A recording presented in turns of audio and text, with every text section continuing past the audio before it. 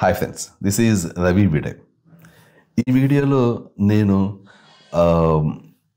Allopathic doctors ఏ విధంగా కొన్ని విషయాలలో సరైన అవగాహన లేక పేషెంట్స్ని కన్ఫ్యూజన్కి గురి చేసి వాళ్ళకి తెలియకుండానే తప్పుదోవ పట్టిస్తుంటారు.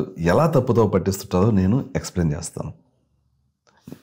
ఎస్టర్డే అండ్ ఈరోజు కొంతమంది పేషెంట్స్ వచ్చి వాళ్ళ కన్ఫ్యూజన్ని నా ముందు చెప్పడంతో అది విని అంటే వీళ్ళని ఎలా కన్విన్స్ చేయాలి అనేది తెలియక వాళ్ళని కన్విన్స్ చేయడానికి ట్రై చేసి బట్ స్టిల్ వాళ్ళ కన్ఫ్యూజన్ చూసి ఇలా కాదు ఒక వీడియో చేద్దాము, ఇలాంటి కన్ఫ్యూజన్ చాలా మందిలో ఉండొచ్చు అని ఈ వీడియో చేస్తున్నాను.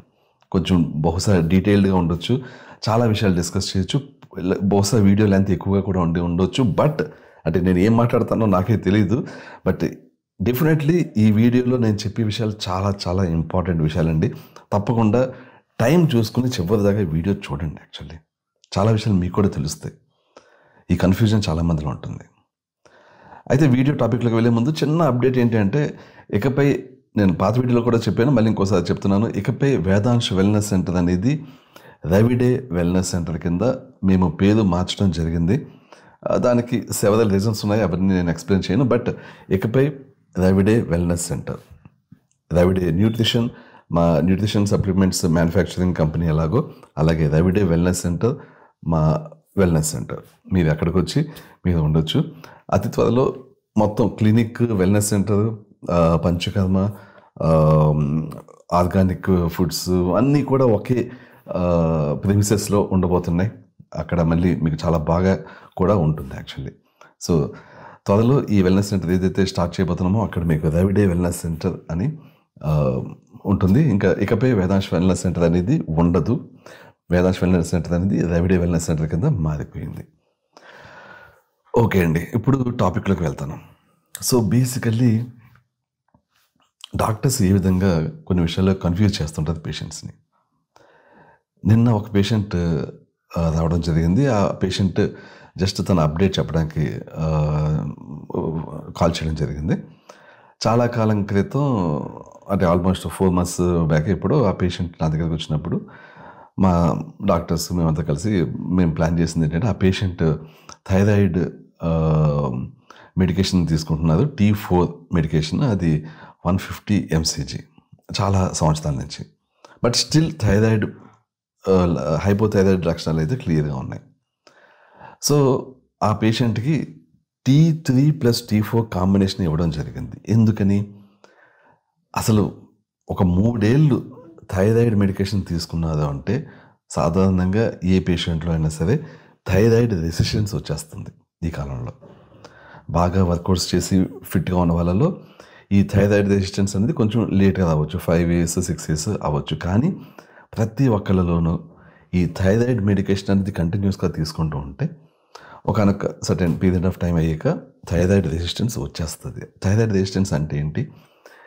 మీ థైరాయిడ్ ప్యానల్ చెక్ చేసినప్పుడు మీ TSH బాగానే ఉంటుంది, T3 బాగానే ఉంటుంది, T4 బాగానే ఉంటుంది. సో అంత ప్రాబ్లం ఏం లేదు కదా అని చెప్పి మీరు అనుకుంటారు. కానీ మీకు హైపోథైరాయిడ్ లక్షణాలు ఉంటాయి.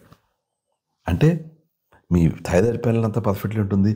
ఈవెన్ మీ ఫ్రీ T3, T4 కూడా పర్ఫెక్ట్ లెవెల్లో ఉంటాయి. కానీ మీకు హైపోథైరాయిడ్ లక్షణాలు ఉంటాయి. అంటే ఏంటంటే మీ బాడీకి థైరాయిడ్ రెసిస్టెన్స్ వచ్చింది. అంటే పూర్తి స్థాయిలో థైరాయిడ్ అనేది మీ బాడీలోని సెల్స్ తీసుకోవు. మన బాడీలో ప్రతి సెల్లో కూడా థైరాయిడ్ రిసెప్టర్స్ ఉంటాయి.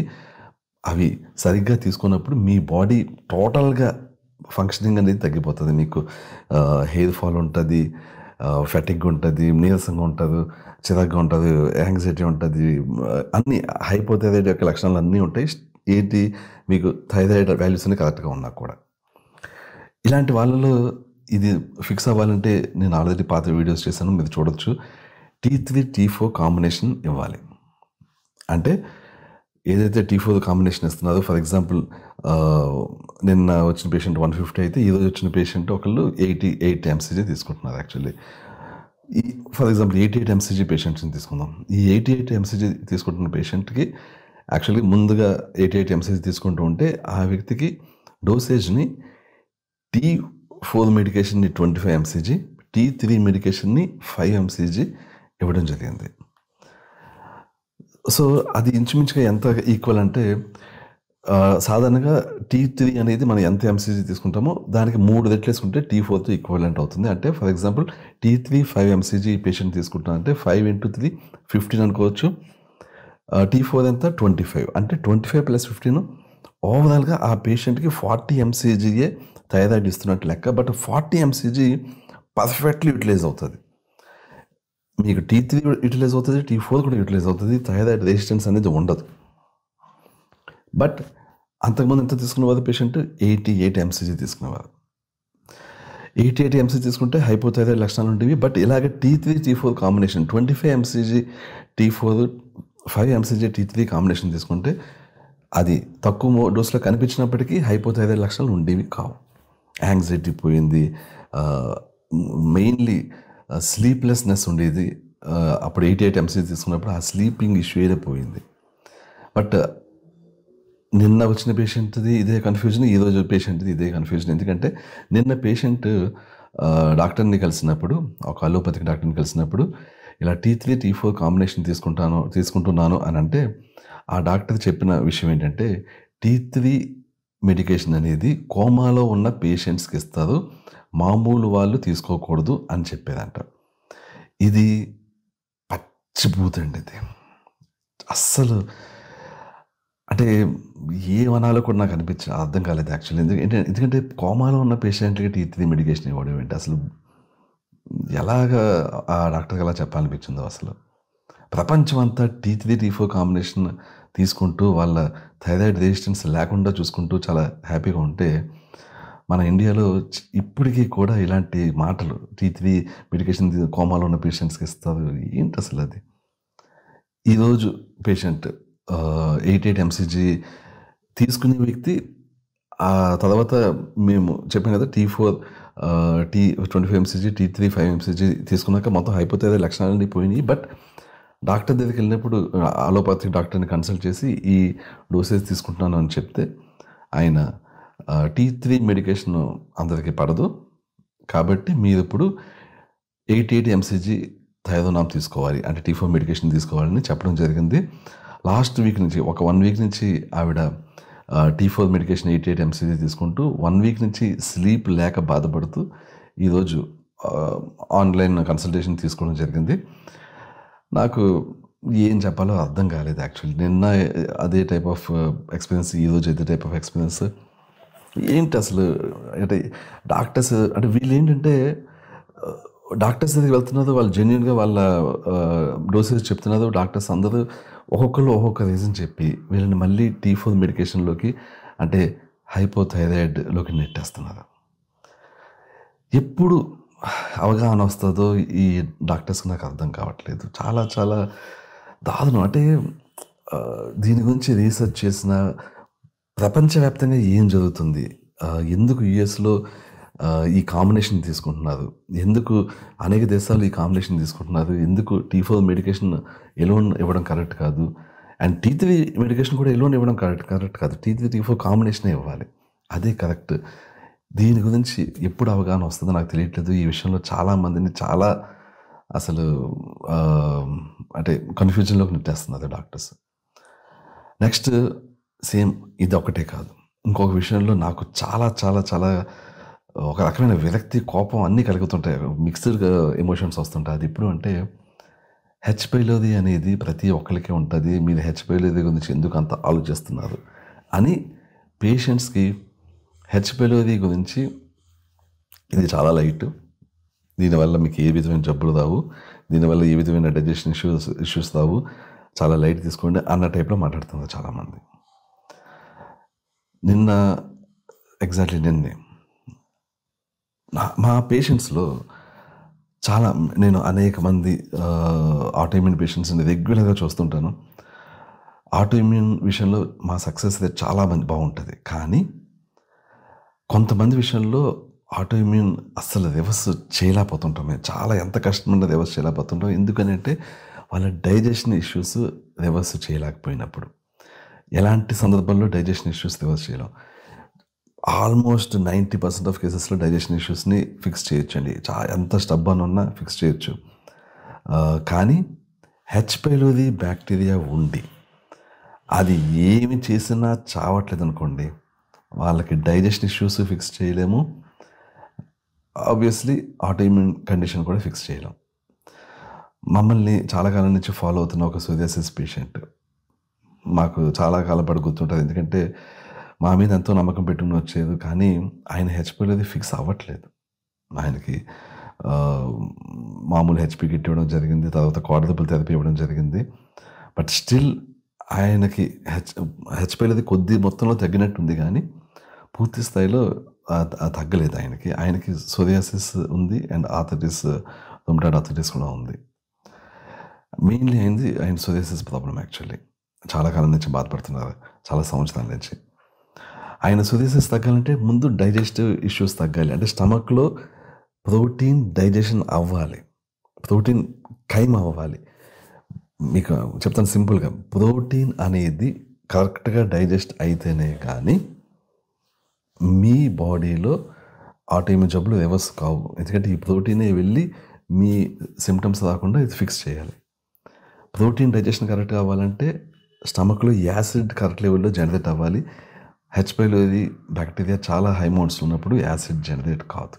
అందుకనే హెచ్ పైలోది అనేది తగ్గనప్పుడు, స్టబ్బన్గా ఉన్నప్పుడు డైజెషన్ ఇష్యూస్ ఫిక్స్ అవ్వవు.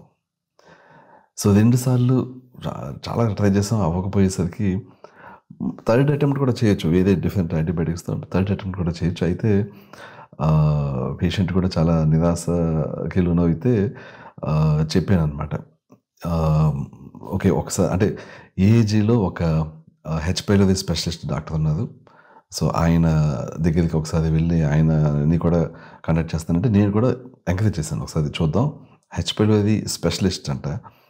సో స్పెషలిస్ట్ కాబట్టి ఆయన ఎలా క్యూర్ చేస్తారో ఇది చూద్దాం, నాకు కూడా తెలుసుకున్నట్టు ఉంటుంది అని చెప్పి నేను వెళ్ళమన్నాను అనమాట. ఆయన వెళ్ళడం జరిగింది. అయితే ఏంటంటే మేము క్వాడ్రపుల్ థెరపీ అయిన ఇమీడియట్ నెక్స్ట్ డే ఎండోస్కోపీ చేయించడం జరిగింది విత్ ఆర్యూటీ. కాబట్టి హెచ్ పైలోది పాజిటివ్ వచ్చింది. అయితే ఆయన ఏమన్నారంటే 14 days టైం ఇవ్వాలి, ఎందుకంటే డెడ్ హెచ్ పైలోది ఉంటుంది కాబట్టి మనకి ఇమీడియట్ రిపోర్ట్ కరెక్ట్గా రాకపోవచ్చు అన్నది. ఇది కూడా కరెక్టే, ఎందుకంటే నేను కూడా ఎప్పుడు కూడా ఇమీడియట్లీ హెచ్ పైలోది ట్రీట్మెంట్ అయిన వెంటనే ఎండోస్కోపీ చేయించమని అన్నాను. యాక్చువల్లీ అట్లీస్ట్ ఇంకో 14 days అయ్యాక, కొన్ని కేసులు 28 days అయ్యాక చేయించమంటుంటాను అనమాట యాక్చువల్లీ. సో ఈ క్వాడ్రపుల్ థెరపీ తర్వాత ఒకసారి అసలు అట్లీస్ట్ మైల్డ్ కింద కన్వర్ట్ అయిందో లేదో చూద్దామని ఇమీడియట్లీ చేయించడం జరిగింది. ఆ డాక్టర్ 14 days అన్న గ్యాప్ ఇవ్వాలి అన్నది, which is right. So 14 days పోయాక మళ్ళీ వస్తే అప్పుడు హెచ్ పైలోదికి ట్రీట్మెంట్ ఇచ్చి ఎలాగైనా సరే ఆయన ఎరాడికేట్ చేస్తా అన్నారు. సో నాకు కూడా ఇంట్రెస్టింగ్గా ఉంది, ఆయన ఏం చేస్తారో చూడాలి. అయితే అట్ ద సేమ్ టైం ఆయన చెప్పిన మాట ఏంటంటే, ఎందుకు అంత హెచ్ పైలోది మీద ఫోకస్ పెడుతున్నారు, నేను క్యూర్ అయితే చేస్తాను కానీ మీకున్న సోరియాసిస్కి ఆ హెచ్ పైలోదికి సంబంధం లేదు అని చెప్పి, హెచ్ పైలోది గురించి అసలు మీకు అంటే మీరు పెద్ద ఆలోచించాల్సిన అవసరం లేదు, దాన్ని ఎరాడికేట్ చేయాల్సిన అవసరం లేదు అని బ్రెయిన్ వాష్ చేయడానికి ట్రై చేశారు ఆయన. హెచ్ పైలోదికి సోరియాసిస్కి సంబంధం లేదు, హెచ్ పైలోదికి డైజెషన్ ఇష్యూస్కి సంబంధం లేదు, ఇలాగా అనేక మంది, అంటే ఈయనే కాదు అనేక మంది గ్యాస్ట్రోఎంటరాలజిస్టులు పేషెంట్స్కి ఇలాగా బ్రెయిన్ వాష్ చేస్తూ వస్తున్నారు. ఈ పేషెంట్స్ వచ్చి నా దగ్గర మళ్ళీ వాదించడం, హెచ్ పైలోది వాళ్ళ సోరియాసిస్కి రూట్ కాజ్ అది కాదంట కదా, రుమటాయిడ్ ఆర్థరైటిస్కి రూట్ కాజ్ అది కాదంట కదా అంటుంటారు. కానీ రూట్ కాజ్ క్లియర్లీ నేను ఎప్పుడు చెప్తుంటాను, ఇంటెస్టైన్స్లో మీకు బాగా పెరిగిపోయిన ఫంగస్ ఓవర్గ్రోత్ వల్ల మీకు ఆటోఇమ్యూన్ జబ్బులు వస్తాయి. ఈస్ట్ ఓవర్గ్రోత్ వల్ల సెట్ ఆఫ్ జబ్బులు వస్తుంటాయి, యాంగ్జైటీ, డిప్రెషన్, సూసైడల్ థాట్స్, ఇలాంటివన్నీ. అయితే ఇలాగా ఇది అంటే ఈయనకి ఇది చెప్పేది. సో ఈయనకి మళ్ళీ కన్ఫ్యూజన్ వచ్చి ఉంటుంది యాక్చువల్లీ. ఇంకోటి ఏంటంటే ఈయన మళ్ళీ నా దగ్గర రావడం జరిగింది. సో ఆ డాక్టర్ చెప్పేది హెచ్ పైలోదికి ఇది కనెక్షనా ఇలా అడగడం జరిగింది. ఆయనకు ఇంకో డౌట్ కూడా వచ్చింది, ఏంటంటే ఆయనకి ఎప్పటికీ తగ్గకపోయేసరికి అసలు మా దగ్గర ఎవరికైనా తగ్గుతుందా లేదా అన్న డౌట్ వచ్చింది యాక్చువల్లీ. సో నిన్ననే ఆయన తర్వాత ఇంకొక పేషెంట్ రావడం జరిగింది. ఆయనకి వితిన్ 4 monthsలో మార్చిలో వచ్చేది. ఇప్పుడు ఆయనకి మొత్తం తగ్గిపోయింది యాక్చువల్లీ సోరియాసిస్ కంప్లీట్లీ.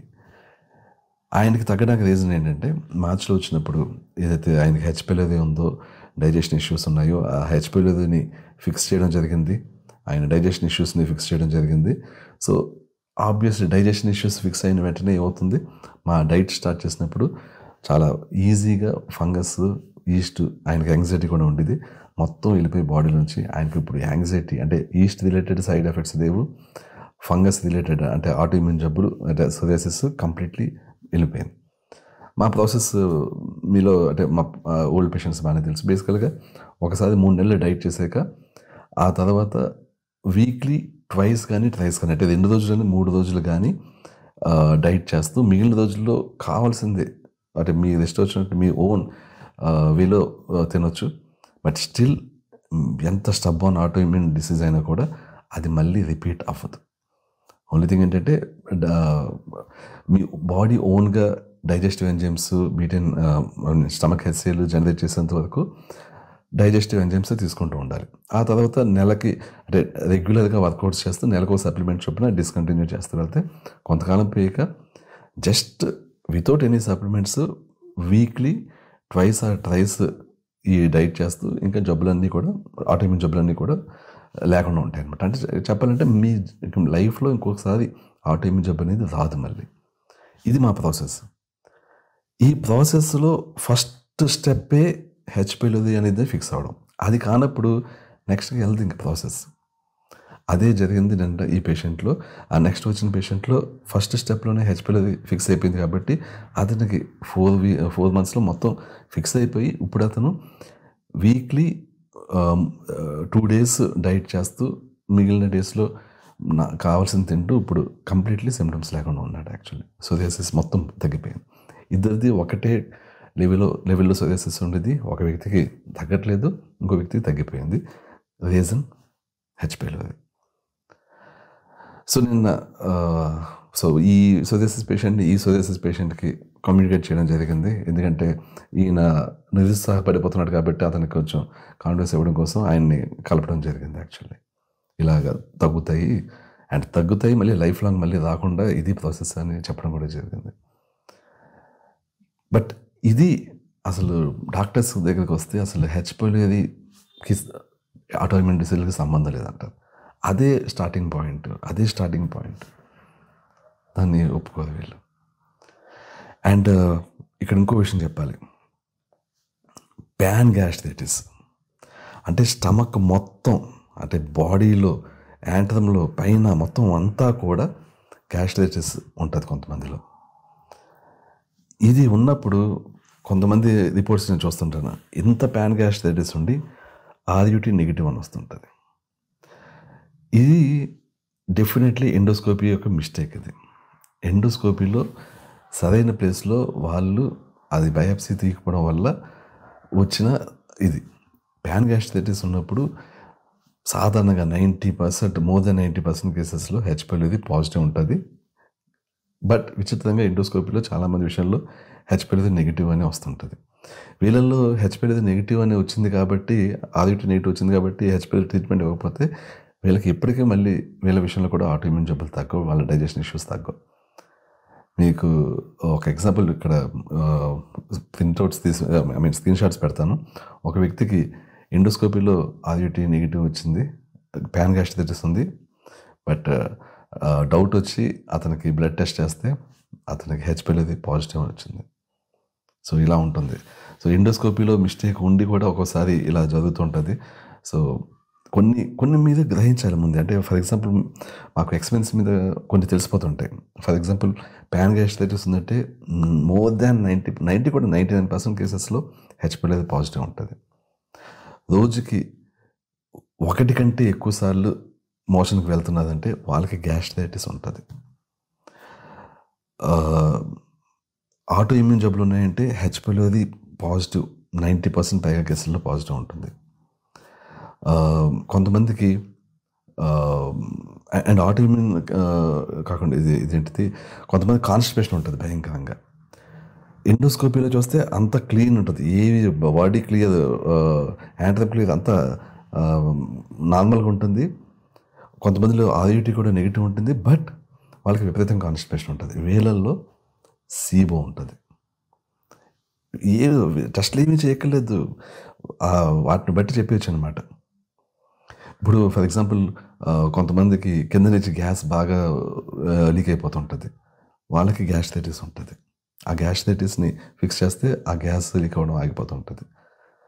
అది బాంబులు వస్తుంటుంది రెగ్యులర్గా. అది యాక్చువల్గా స్టమక్ ఇష్యూ. స్టమక్లో గ్యాస్ట్రైటిస్ ఎక్కువగా ఉండడం అలా వస్తుంటుంది అలాగా. సో ఇలాగా ఇంకా అసలు అంటే పేషెంట్ కేసెస్ని చూసి ఆటోమేటిక్గా తెలిసిపోవాలి. సిమ్టమ్స్ని బట్టి ఆ వ్యక్తిలో గ్యాస్ట్రైటిస్ ఉందా, ఆ వ్యక్తికి హెచ్పిఎల్వి ఉందా, ఆ వ్యక్తికి సీబో ఉందా, ఇవి తెలిసిపోతుంటాయి యాక్చువల్లీ. ఇదే విషయంలో ఇంకోటి చెప్తాను. ఇది డాక్టర్స్ది కాదు యాక్చువల్గా, ఇది ఫంక్షనల్ మెడిసిన్ ప్రాక్టీస్ చేసే వాళ్ళది. Leaky gut. లీకీ గట్ అనేది అసలు చాలా తక్కువ మందిలో ఉంటుందండి లీకీ గట్ అనేది. ప్రతి ఒక్కళ్ళు పేషెంట్స్లో చాలామంది నాకు లీకీ గట్ ఉంది అని వస్తుంటుంది. యాక్చువల్గా లీకీ గట్ ఉంటే అది క్లియర్గా తెలుస్తుందండి. తిన్నాక వితిన్ హాఫ్ అన్ అవర్లో మీకు బీభత్సమైన పెయిన్ స్టార్ట్ అవుతుంది. అప్పుడు మీకు లీకీ గట్ ఉన్నట్టు. అది కాకుండా వేరే ఏ సందర్భాల్లో కూడా లీకీ గట్ ఉండదు. లీకీ గట్ వల్ల ఆటోఇమ్యూన్ జబ్బులు రావు. ఆటోఇమ్యూన్ జబ్బులు వచ్చిన తర్వాత లీకీ గట్ వస్తుంది. టీబీ ఉన్న వాళ్ళకి లీకీ గట్ వస్తుంటుంది. క్రాన్స్ డిసీజ్ ఉన్న వాళ్ళకి, ఐబిడి ఉన్న వాళ్ళకి లీకీ గట్ వస్తుంటుంది తప్పించి లీకీ గట్ వల్ల ఇవన్నీ రావు.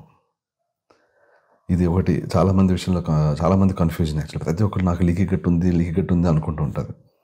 ఇది ఎరిక్ బర్గ్, వరల్డ్ ఫేమస్ న్యూట్రిషనిస్ట్, ఆయన తీసుకొచ్చాడు. అక్కడి నుంచి అందరూ దాన్ని కాపీ కొట్టారు. ఈవెన్ నేను కూడా ఒకప్పుడు ఇదే చెప్పేవాడిని.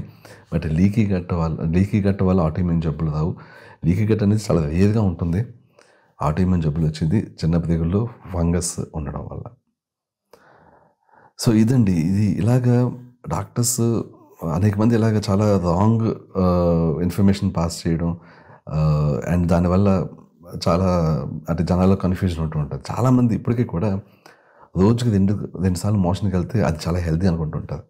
అంతేనా సత్యనారాయణ గారు ఇలాంటి ప్రచారాలు చేయడం వల్ల ఏంటంటే ఇది జనాలందరిలో అది ఉండిపోయింది. అలాగా రోజుకి 2 సార్లు మోషన్కి వెళ్ళడమే మంచిదేమో, మొత్తం అందరూ ప్రపంచంలో రోజుకి 2 సార్లు వెళ్తున్నారేమో అని అనుకుంటుంటారు చాలామంది. కానీ మనుషులు రోజుకి ఒకసారి వెళ్తే అది కరెక్ట్గా డైజెషన్ అవుతున్నట్టు. ఫ్రీ మోషన్ మార్నింగ్ లేచాక ఫ్రీ మోషన్ ఒకసారి అయితేనే కరెక్ట్గా వెళ్తున్నట్టు. ఈ విషయంలో కూడా చాలామంది కన్ఫ్యూజన్ ఉంటుంది. చాలామంది చాలా బ్రెయిన్ వాష్లు చేస్తూ ఉంటారు యాక్చువల్లీ. అండ్ వీటి విషయంలోనే కాదు, ఇంకా అనేక విషయాల్లో ఇదే థైరాయిడ్ ఎలాగా చెప్పాము, డైజెషన్ ఇష్యూస్ ఎలా చెప్పాము, అనేక విషయాల్లో డాక్టర్స్ కన్ఫ్యూజన్కి గురి చేస్తుంటారు పేషెంట్స్ని. ఇంకా కావాలంటే దీనికి సెకండ్ పార్ట్ కూడా నేను చేస్తాను.